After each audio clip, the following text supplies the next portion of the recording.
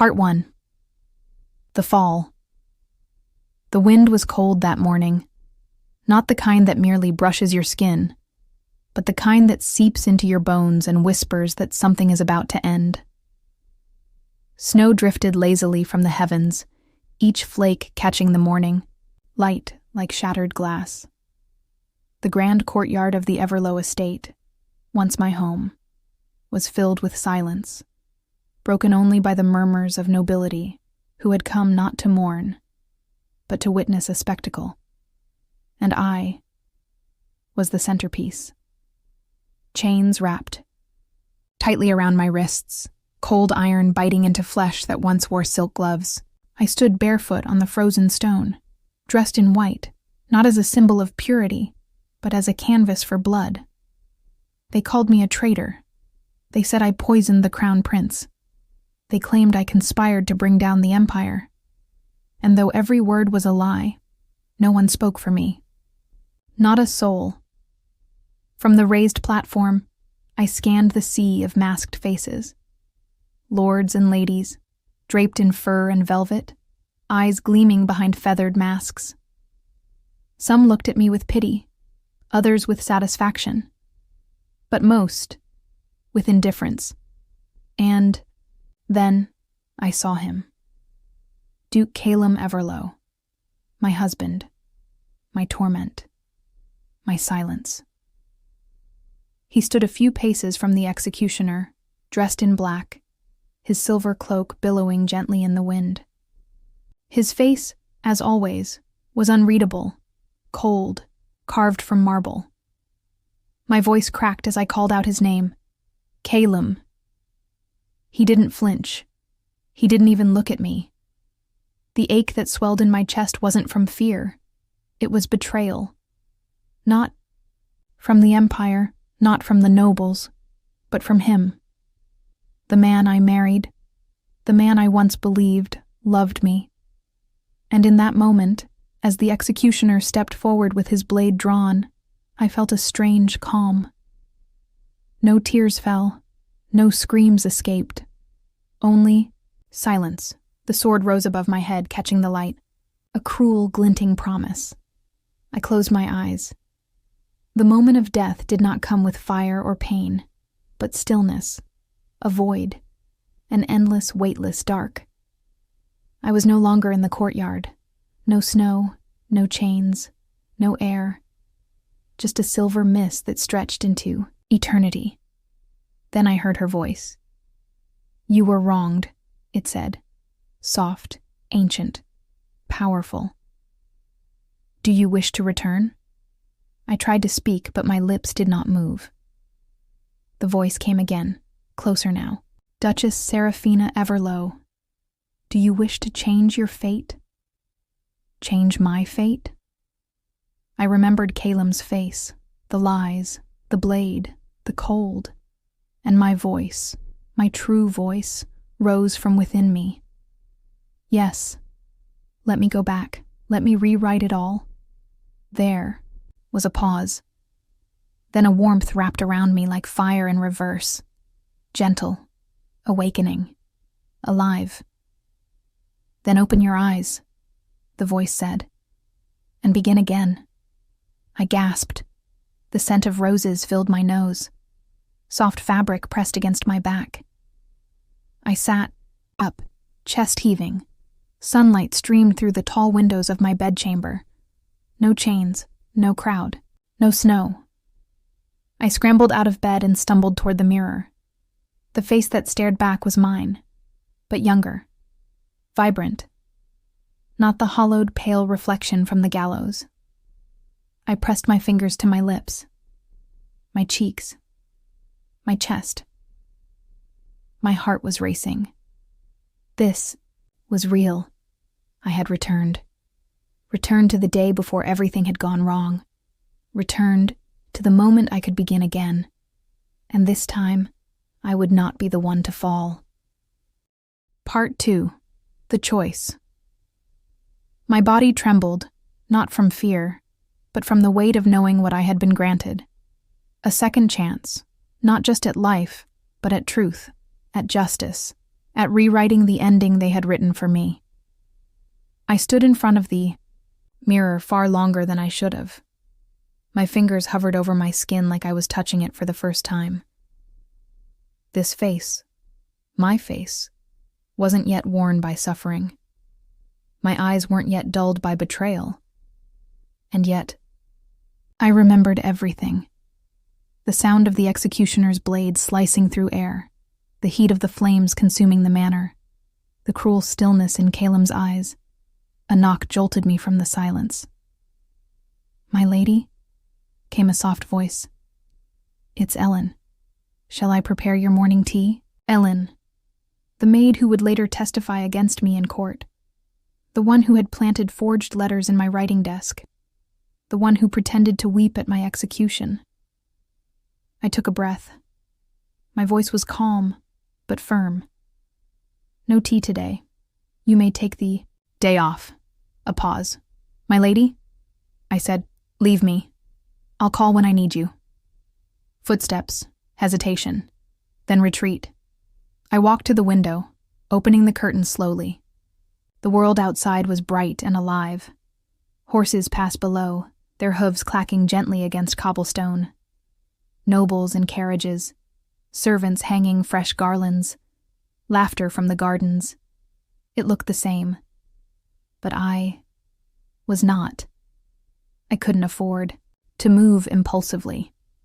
If I stormed into court, shouted the names of traitors, demanded justice, I'd be dismissed as unstable, perhaps imprisoned even sooner than before.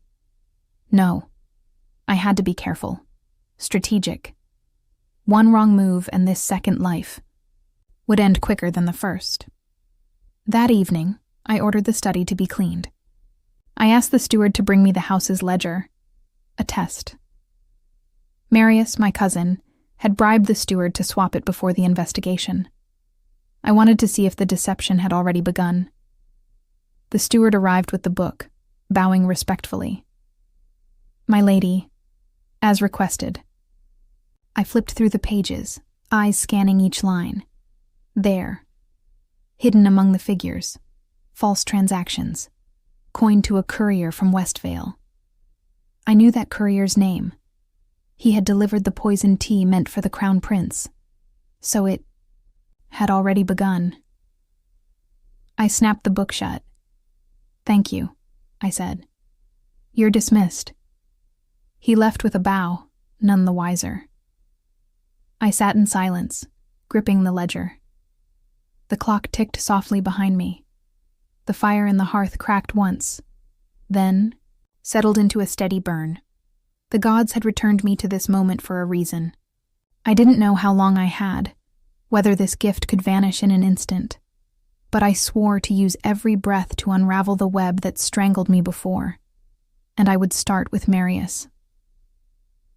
Later that night, I dreamt of the void again, but this time, the goddess stood in the center of the silver field, waiting. She was draped in a robe of stars, her voice a wind that came from all directions. "You've chosen to return," she said, "but the story still ends in fire. Unless you change the path." I faced her, trembling. "I will. I'll do whatever it takes." "You must pay for the life you rewrite," she warned. "What is the price?" "You'll know," she said, "when the moment comes, when it matters most."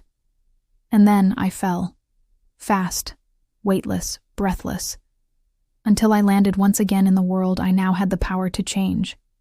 Part 3. Awakening. Morning came slowly, like the world itself was hesitant to rise. I sat on the edge of my bed, wrapped in a thick robe, my hands cradling a cup of untouched tea. I had brewed it myself. No Ellen, no risk, no poison. The steam curled, in front of me like ghostly fingers.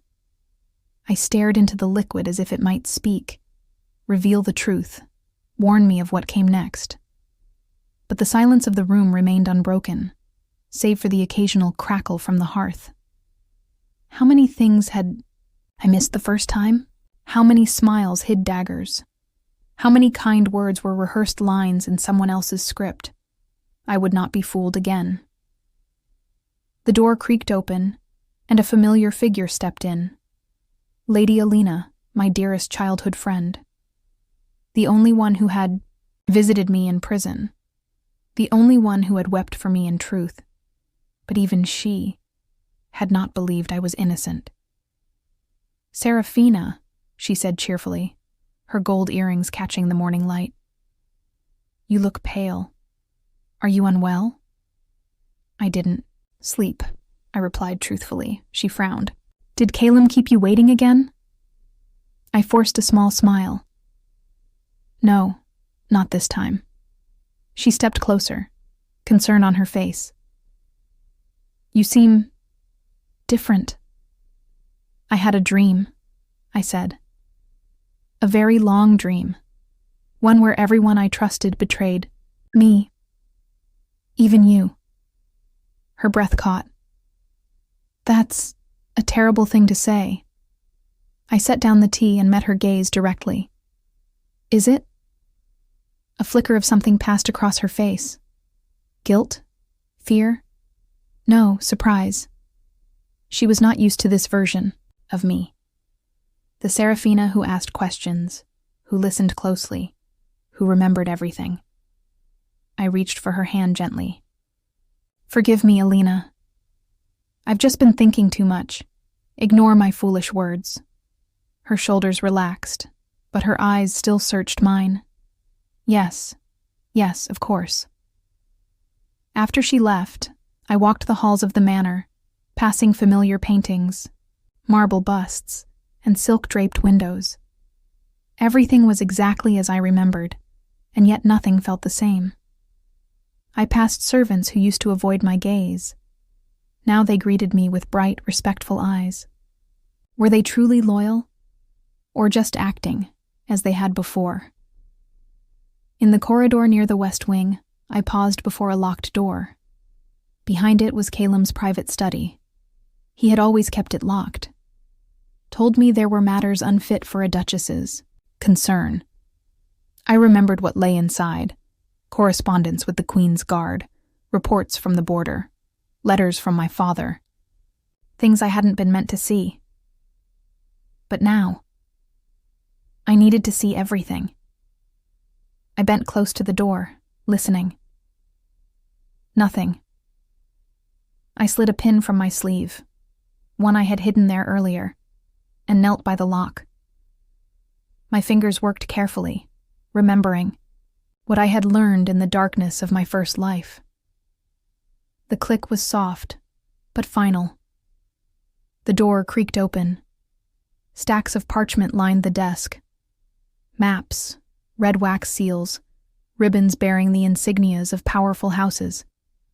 I stepped inside, heart thudding in my chest. Every piece of paper could contain a secret, one thread that would unravel the truth I sought. My fingers traced over a sealed letter addressed to the crown. But it wasn't Caelum's handwriting. It was Marius's, and it had already been opened. My hands trembled. This letter, this was the beginning, the start of the framing. Proof that Caleum had been trying to help me, quietly, in the shadows, and Marius had found it first. I gripped the desk for balance, dizzy with the weight of realization. In my first life, I thought Caleum had abandoned me, let me burn. But perhaps he had been silenced. Perhaps he had tried. A soft knock at the door startled me. I slid the letter under my sleeve and turned just as Caleum stepped in. His face was unreadable as always. "You shouldn't be in here," he said simply. "I needed to find you," I replied, keeping my voice steady. "You've been acting strangely, because I no longer wish to die." His brows furrowed. "What are you talking about?" "I've seen what happens if I do nothing," I whispered. "I won't be silent anymore, Caleum. I won't stand alone while vipers whisper in our halls." He stared at me for a long moment. Then, without a word, he stepped aside and let me leave. But in his eyes, just for a second, I saw something break. A crack in the mask, and it was enough. Part 4. Cold and familiar. It was strange how quickly the air turned cold when Caleum entered a room. Not cold like winter or ice, colder, like silence, sharpened, like everything I had ever wanted from him would never come. After I left his study, I walked the eastern garden paths, trying to clear my thoughts, but his presence lingered. His stillness, his voice, the way he looked at me like he no longer knew who I was. In my first life, I thought he simply didn't care. I thought the distance was a punishment, a message, a wall he built to separate us from affection, from honesty, from love. Now, I wasn't sure. Maybe he was protecting something, or someone. Maybe it was me. Later that evening, I attended dinner in the main hall, surrounded by nobles and relatives, all draped in lace and secrets. Caleum arrived late, as expected. He sat beside me, spoke only when addressed, and avoided my gaze. But I didn't need his words tonight. I was watching everyone else. Lady Varella, Duke Rowan, and of course, Lord Marius. He toasted me with a smile too wide. "To the strength and elegance of Duchess Seraphina," he said, raising his glass. "May the gods continue to bless her wisdom." The others clapped politely, but I only stared. "You would have let me die." "No. Worse, you made sure of it." I smiled as I lifted my glass. "Your words flatter me, cousin. But let's hope the gods bless your honesty as well." A few heads turned. Marius chuckled, but his grip on the goblet tightened. He knew I remembered, or at least suspected. Good. Let him feel the fear I once did. After dinner, Caleum remained in the hall as I excused myself. I made my way back to the west wing and found a quiet corner of the estate, the old music room. No one used it anymore. The harp hadn't been tuned in years, the chairs covered in dust cloths. I pulled one off slowly, sat by the window, and let the silence wrap around me. Everything was happening again. But this time, I could see behind the masks, and still. Caleum remained a mystery. I thought about our wedding day. He hadn't smiled then, either. He'd bowed his head, said the vows, placed the ring on my finger like it was a contract he couldn't escape. Back then, I thought I could make him love me if I tried hard enough. I thought time would change him. But years passed, and time changed only me. I stayed there in the music room long after the candles burned low. The moonlight poured across the floor, casting a silvery line toward the door. It opened gently. Caleum stood in the threshold, his hair unbound for once, falling just past his shoulders. "I thought you went to sleep," he said. I said nothing. He walked in slowly, glanced around the room, then sat opposite me. "I used to come here," he said after a long pause, "when I couldn't breathe." His voice surprised me, so soft, almost unsure. "I didn't know," I replied. No one did. I watched him carefully, the lines in his brow, the weariness in his shoulders. He looked more like a tired man than a cold one now. "You've changed, Seraphina," he murmured. "You're awake." I had to die to become so. His eyes finally met mine. I didn't look away, not this time. In the stillness, I wondered if it was too late. If whatever thread connected us had frayed too far to ever pull taut again. But in that single glance, I didn't see hatred. I didn't even see indifference. I saw someone who had built walls so high, even he had forgotten what lay behind them. And maybe, just maybe, he wanted to remember. Part 5. Shadows in the Court. The sun rose blood orange the next morning, bleeding across the spires of the Capitol in streaks of crimson and gold. From my balcony, the palace loomed in the distance, beautiful, regal, and full of rot. I knew what lay within those polished halls: smiling traitors, backroom alliances, and poisoned wine served in crystal goblets, and at the center of it all was Lord Marius, my cousin, my murderer. Made my way to the palace later that day, under the guise of a social visit, one noblewoman checking in on her beloved cousin before the upcoming autumn council. The guards let me in with ease, bowing low, offering warm smiles. Had they smiled like that the day I was arrested? I couldn't remember. Or maybe I just didn't want to. Lord Marius received me in the blue drawing room, standing by the fireplace with a glass of wine in his hand, and a smirk that had fooled better people than me. "Seraphina," he said with a bow. "You honor me with a visit. I was beginning to think you were avoiding me." "Why would I avoid family?" I replied, my tone syrupy. "I've only just begun to appreciate how valuable family truly is." He chuckled, still full of wit. "That's good. I worried married life had dulled your edges." "You should worry," I said with a smile. "But not about that." His eyes narrowed, just for a heartbeat, but I saw it.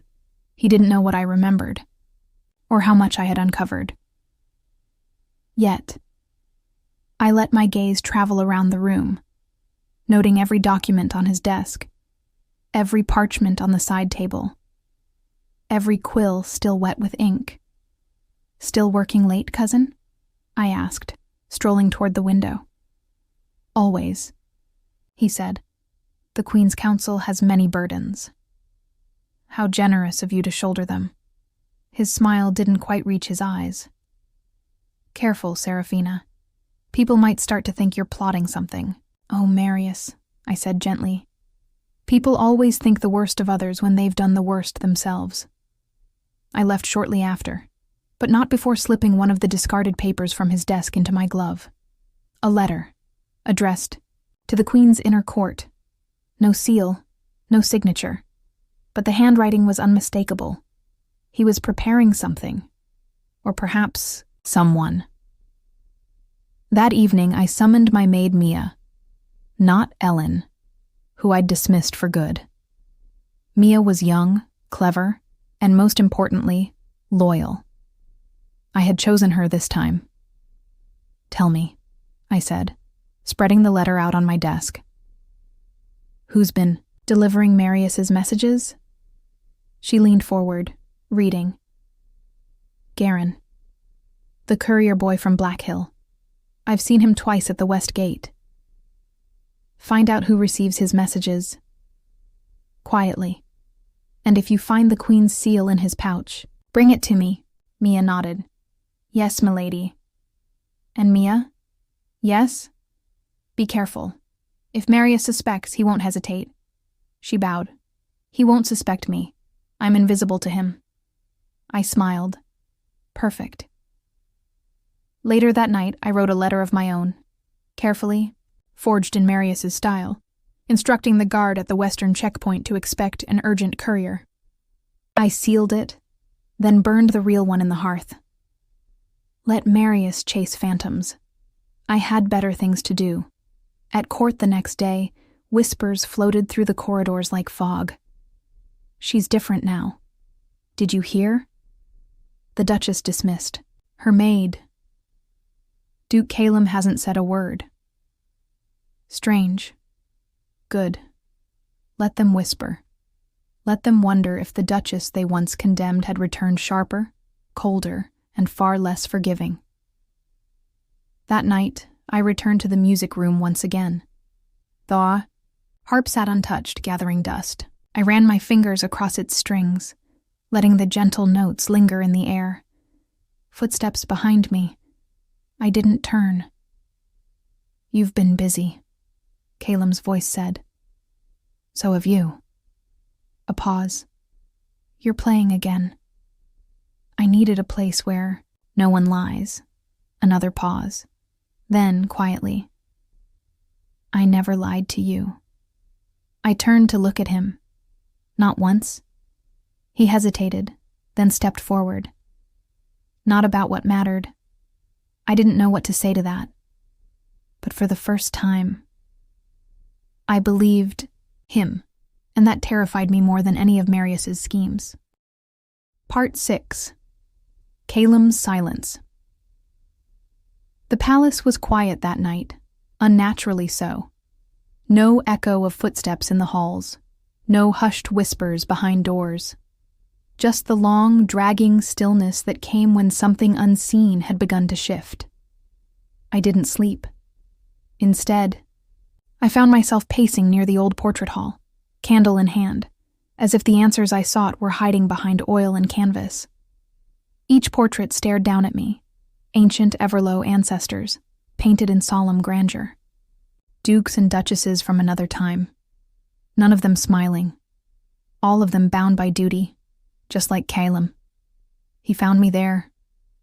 I don't know how long he had been standing behind me, but when I turned, he was there. Silent, arms crossed, watching. "You might walk alone in the dark now?" he asked softly. I looked at him, then back to the portrait of his father. "It's quieter here." Honest. Caleum stepped forward, just enough that the candlelight caught his expression. Distant, but not uncaring. We stood shoulder to shoulder, two statues carved by time. "I never liked this wing," he said. "It always smelled like dust and regret." I smirked faintly. "You sound like a poet." "I'm not," he replied. "I'm a soldier. And a husband. Poor at both, apparently." I turned to face him fully. "Why did you let them take me?" His jaw tightened. I saw it. The flicker of guilt. The shadow of a memory he'd buried deep. "I tried," he said at last. "I went to the Queen. I begged for time. For evidence. But Marius..." He moved too quickly. "And you..." He stopped himself. His voice cracked. "You wouldn't speak? To me? You wouldn't even look at me in court? Because I thought you hated me. I didn't. Then why didn't you fight harder?" He looked away, then back, this time with something raw in his eyes. "Because I was afraid," he admitted. "Afraid that if I fought for you and failed, I'd lose you. And everything else." I swallowed hard. "You lost me anyway." "I know." Silence fell between us again. But it wasn't cold this time. It was heavy. Real. I moved to leave, but his voice stopped me. "You were always more than they saw," he said. "Even I didn't see it until it was too late." I turned halfway, not looking directly at him. "It's not too late now." Then I walked away, and for the first time in years, I left him behind, not out of bitterness, but out of choice. If he wanted to follow, he would have to walk the path himself. The next morning, Mia returned with news. The courier was intercepted, near the southern wall. She whispered, as we walked in the inner gardens. He carried a letter bearing the royal seal. It wasn't addressed, but it was written in your cousin's hand. I took the parchment and read it slowly. A message requesting an audience with a foreign ambassador. Promises of favors. Coin. Influence. Marius wasn't just plotting. He was reaching beyond our borders now. I folded the letter carefully and slipped it into my pocket. "Prepare my traveling cloak," I told her. "I'll be visiting the capital again." Mia hesitated. "Alone?" "No," I said. "This time I'll take my husband." Part 7. The Ball. The invitation arrived in the form of a crimson envelope stamped with the royal crest, an autumn masquerade. A night of music, masks, and mystery, hosted by the Queen herself. On the surface, it was a celebration of the Crown Prince's recovery from his illness. But I knew better. This was Marius's stage. His final performance, and I intended to upstage him. The evening came quickly. I dressed in silence, letting Mia lace the back of my gown with careful fingers. The dress was black and gold, shimmering like dusk. Fierce, elegant, defiant. No jewels. Tonight. Just a mask of midnight velvet that framed my eyes and hid none of my resolve. When I stepped into the front hall, Caleum was already waiting. He wore silver and deep green, a half mask over one side of his face. Regal. Quiet. Watchful. You. Look. He stopped short, then cleared his throat. Ready? I am, I said, and slipped my hand into the crook of his arm. Let's go give the court something to talk about. The ballroom glowed with chandeliers, glittering like stars fallen from heaven. Music swelled from the string ensemble. In the far corner, laughter rose in waves as nobles danced in layered silks and whispered behind gilded masks. I stepped onto the marble floor, arm in arm with the husband they thought had abandoned me. Whispers followed in our wake. She came, after all. Together? She's dangerous. Good. Let them talk. Marius found me near the refreshment table, swirling a glass of wine between his fingers like a villain in a stage play. Cousin, he greeted with a too-wide smile. What a vision you are. Black and gold. The colors of ambition. I sipped from my glass unbothered. Or survival. His eyes flicked to Caleum, who stood close but said nothing. A silent wall of ice beside me. I hope the both of you enjoy the evening, Marius said, while it lasts.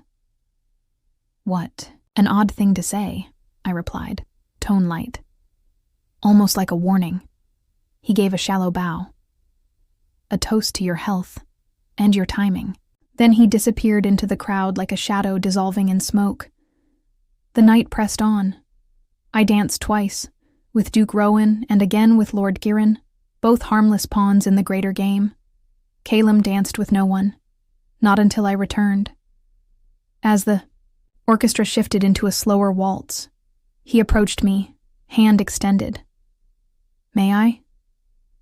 I placed my hand in his without a word. We moved together like we had done 100 times before, elegant, practiced. But something had changed. He was present, focused, his hand warm against my back, his steps matching mine without delay. You hate these things, I murmured. I hate the people, he said. Not the moment. I allowed a small smile. You're improving. I had a good teacher. As we danced, I leaned in just slightly. There's a letter in my coat, sealed, hidden. He didn't miss a step. What's in it? Proof. Marius is reaching across borders now. The Queen needs to see it, without him knowing. Caleum turned his head slightly, enough to meet my eyes behind the mask. Then let's make sure. She does. For the first time, we weren't enemies playing roles. We were allies. By midnight, the court was drunk on wine and whispers. I slipped away with Mia and passed the letter to a quiet servant, loyal to the Queen. By dawn, it would be in Her Majesty's hands, and by the next council gathering, the noose around Marius's neck would begin to tighten. But the moment I returned to the ballroom, Marius was waiting for me. His smile had vanished. You've made a mistake, Seraphina, he hissed under his breath. One you won't live, long enough to regret. I stepped closer, close enough that only he could hear me. No, cousin. The mistake was ever thinking I died a fool. Part 8. Truth Uncovered. Morning in the palace was never quiet. Servants rushing to light fires, noblewomen gliding through corridors with gossip like perfume, and guards shifting at every corner. But that morning, a tension hung in the air, thick as smoke, because the Queen had summoned the council, and every noble in the capital knew what that meant. Something was about to burn.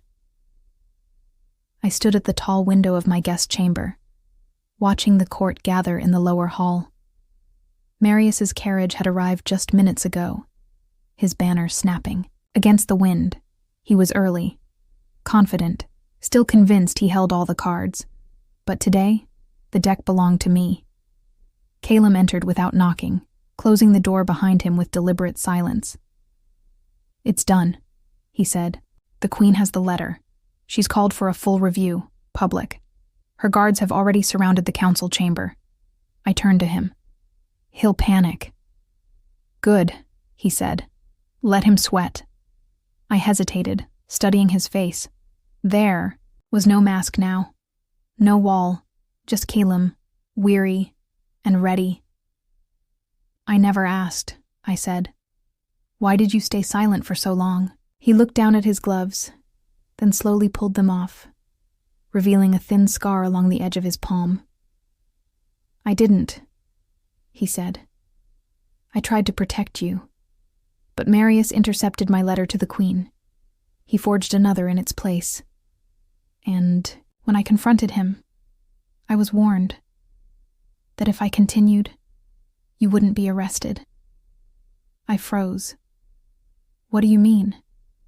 Caleum's voice dropped.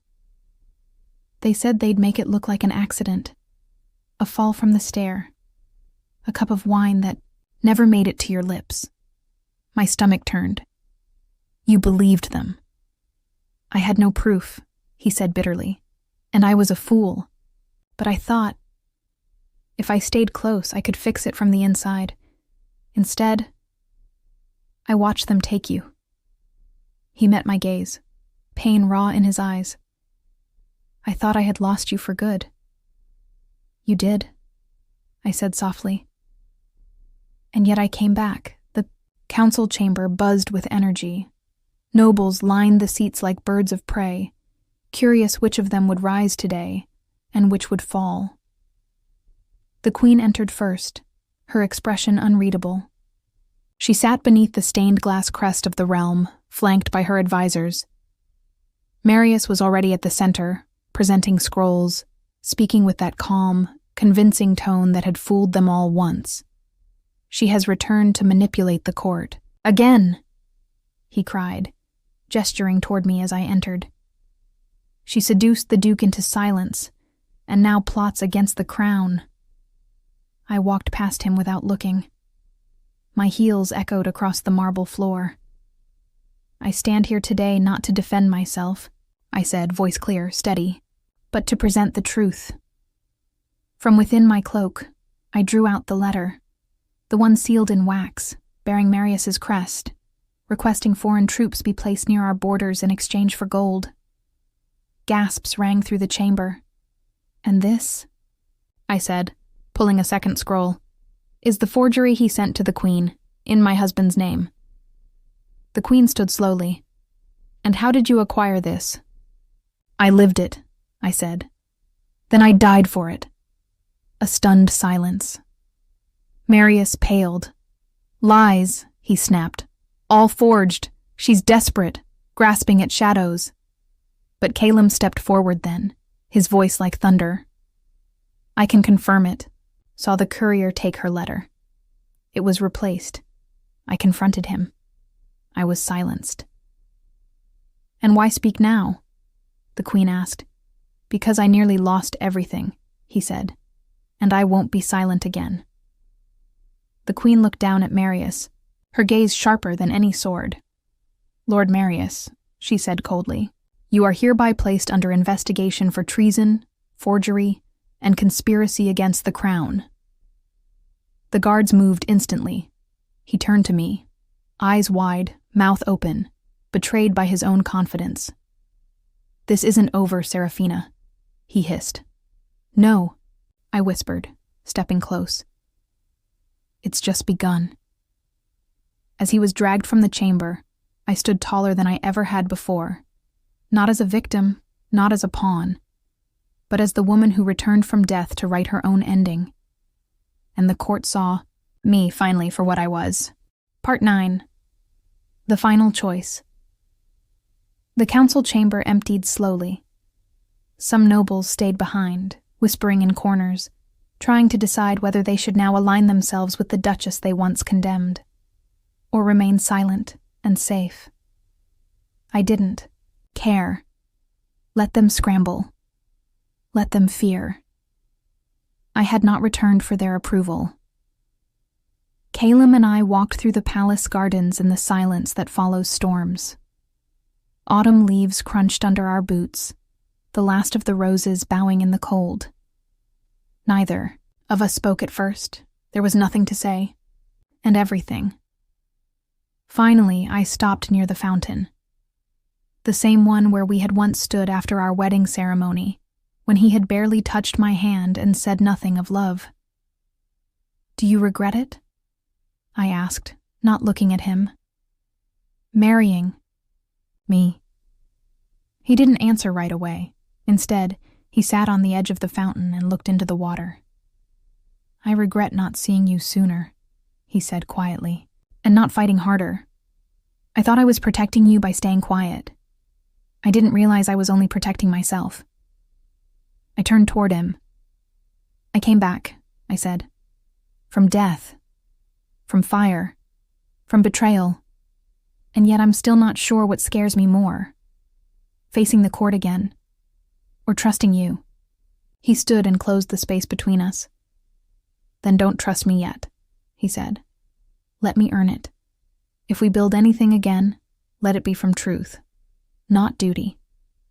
The words I had waited for all my first life finally came. Not as a vow spoken, before witnesses, but a quiet promise between two broken people under a gray sky. And I believed him. Not completely, but enough to take the first step. That night, I returned to my chamber and lit a single candle. I sat before the mirror and looked at myself. Truly looked. I was not the same woman who had once tried to survive by being quiet, gentle, obedient. That woman had died. This one had chosen something else. Power. Justice. Freedom. The goddess of fate returned once more, not in a dream, but in reflection. Her voice was neither cold nor warm, but clear. "You have changed the ending. Have I?" I asked aloud. "Or have I simply rewritten the path to it? You stood where you once fell. You saw what you were not meant to see. Now you must choose." "Choose?" "Yes," she said. "This life is yours now. But which life will it be?" Part 10, Bittersweet, Ending. We left before the first snow fell. No formal announcement, no farewell banquet, just a quiet departure before dawn. One carriage, 2 horses, and the sound of frost crackling beneath the wheels. Caleum held the reins.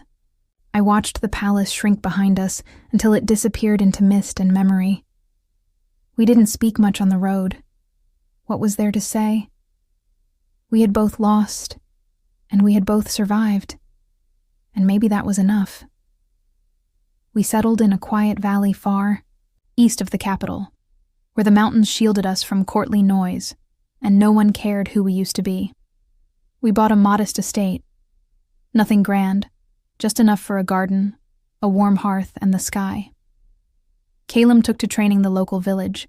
Boys, teaching them how to ride and hold a sword. They called him Sir with awe in their voices. He always laughed and corrected them. Just Caleum now. And me? I planted roses. Every morning I walked the garden barefoot, humming songs I'd long forgotten. I read books. I wrote letters. I lived. I watched the sun rise from the veranda with tea in hand, and some days, I even smiled. At night, Caleum would sit beside me, sometimes silent, sometimes not. He never asked for forgiveness, and I never offered it with words. But forgiveness lives in actions, not promises. And slowly, gently, we built something new. Not what we once were, but something real. One day, As we sat watching the fire crackle in the hearth, he turned to me and asked, "Do you miss it? The court, the power, the title?" I shook my head. No, I had all of that once, and still, they killed me. He nodded and took my hand. "They can keep their golden crowns," I said. "We have peace. And peace, I've learned, is the rarest crown of all." Thus ended the story of Seraphina Everlow, not as a queen, not as a duchess, but as a woman who chose to live, truly, deeply, quietly live.